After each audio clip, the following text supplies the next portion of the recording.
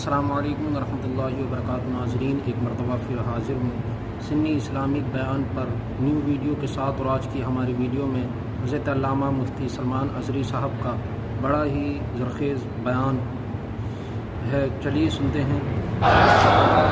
عزیزان گرامی وقار، بس میں خلاصہ کلام صرف اتنا عرض کرنا چاہوں گا کہ دین جو تم تک پہنچا ہے، اس چیز پر آج خاص توجہ کے ساتھ میں عرض کرنا چاہتا ہوں۔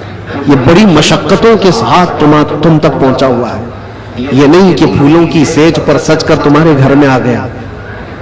بہت مشقتیں اٹھائی گئی ہیں اس کے پیچھے، دین تمہارے گھروں تک جو پہنچا ہے، یہ اذانیں جو سلامت ہیں، یہ جو نمازوں کی روحانیت اور یہ جو نورانیت باقی ہے، اس پر بزرگوں کی قربانیاں ہیں، بہت ساری قربانیاں ہیں۔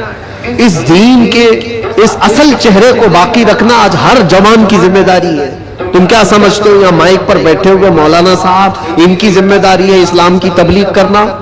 بلکہ ہر مسلمان پر یہ ذمہ داری ہے، وہ اپنے اخلاق و کردار سے اسلام کا ریپریزنٹیٹیو ہے۔ تمہاری ذمہ داری ہے اس کو صحیح سلامت بچا رکھنا اپنے گھروں میں۔ دوسرے کیا کیا کر رہے ہیں اس کی طرف ابھی چھوڑ دو، کیڑے ویسے ہی مر جائیں گے۔ موسم پر کیڑے آتے ہیں، ہوتا ہے نا، کوئی ایک موسم آتا ہے بارش سے پہلے، بہت کیڑے دکھتے ہیں، کوئی علاج ہی نہیں ہوتا۔ کیا کیا جائے؟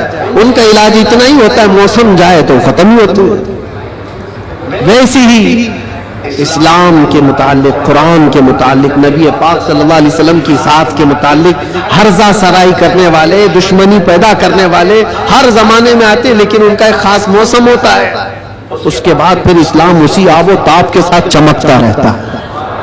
اسلام ویسے ہی چمکتا رہے گا، نہ اس کو چنگیز ہلا پایا، نہ اس کو ہلاکو ہلا پایا، نہ اس کو بڑے بڑے طاقتور ہلا پائے۔ 50 لاکھ لوگوں کا جس نے قتل کیا، چنگیز وغیرہ جو تاریخ آپ دیکھیں، 50 لاکھ سے زیادہ لوگوں کا قتل جنہوں نے کیا، یہی سوچ کر کے کیا تھا نا اس دھرتی سے پورا مٹا دیا جائے، صفحہ ہستی سے ختم کر دیا جائے۔ حیرت کی بات ہے، جس فوج نے بغداد پر حملہ کیا تھا وہی فوج دائرہ اسلام میں داخل ہوئی تھی، جس کو اقبال نے کہا تھا حرم کو مل گئے پاسباں صنم خانے سے، حرم کو مل گئے پاسباں صنم خانے سے۔ رب تبارک و تعالیٰ انہی کے درمیان ایمان کی ہدایت عطا فرما دی۔ یہ ہوتا رہے گا، یہ اسلام کا لہلہاتا ہوا پودا سلامت رہے گا، اور لوگ جس طرح کے آج حالات جو انوائرمنٹ کریٹ کیا گیا ہے، اس سے تمہارا امتحان ہے، تم گھبرا کر کے اب تم کیا چاہتے ہو؟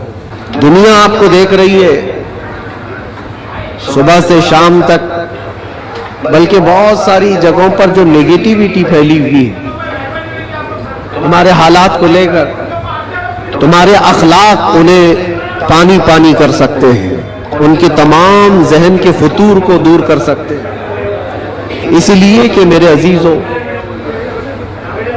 اسلام ایک زندہ مذہب ہے، اسلام تھا، اسلام ہے، اور اسلام اس میں کسی کو شک نہیں ہے۔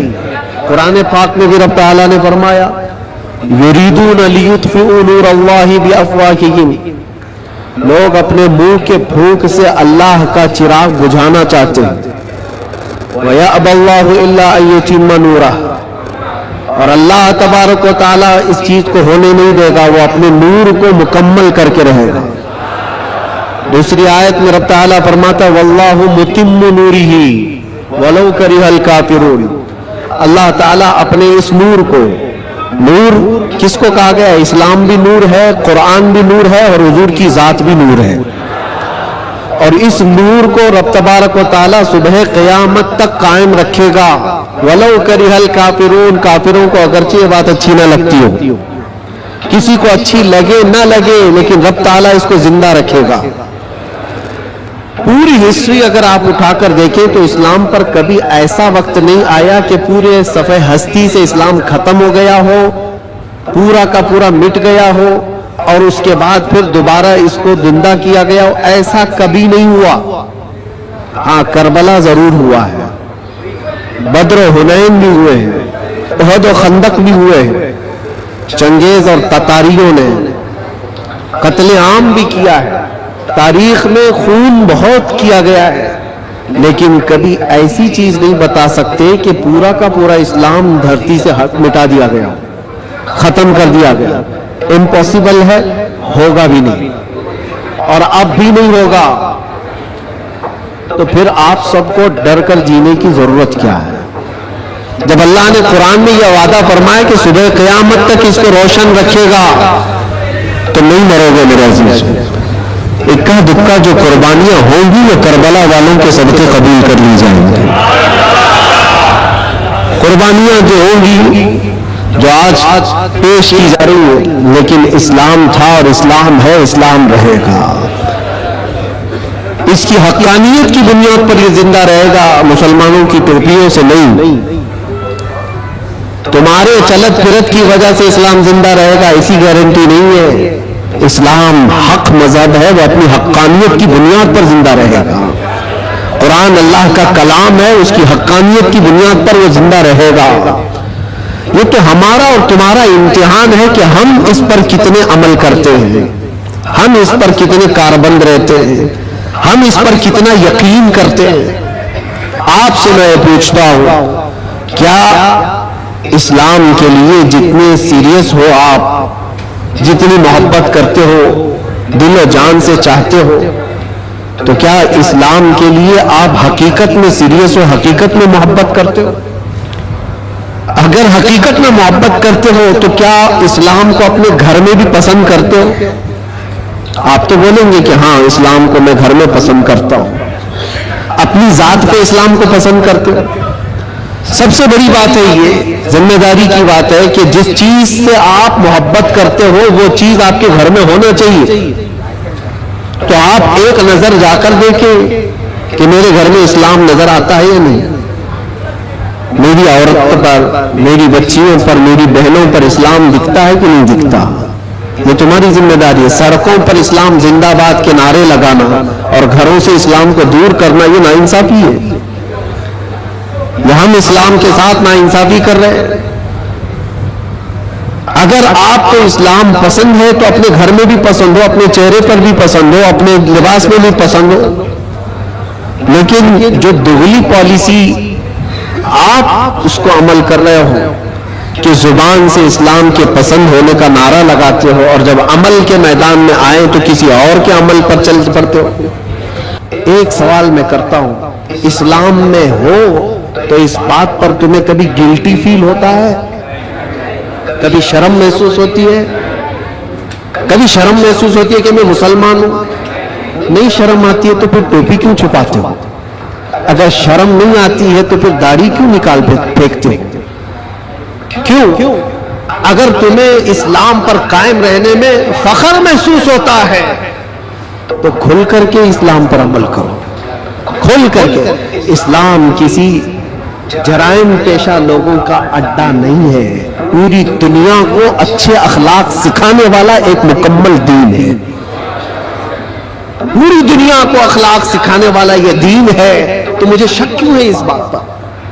بہت سارے لوگ ابھی آئیں کائیں کرتے ہوئے نیوٹرل بنتے ہیں۔ میں دیکھ رہا ہوں جب کبھی کوئی سوال آ جائے تو کچھ دانشور بن کر کے بیٹھتے ہیں اور پھر ایک نیوٹرل باتیں، ایک سیکولر باتیں کرتے ہوئے وہ یہ محسوس کرانے کی کوشش کرتے ہیں کہ ہم یہ نہیں سمجھتے، اسلام میں یہ چیز نہیں ہے، وہ چیز نہیں ہے، یہ بزرگ اسلام میں نہیں، وہ بزرگ اسلام میں نہیں، صرف اس لیے وہ کر رہے ہیں کہ دوسروں کو کچھ خوش کریں۔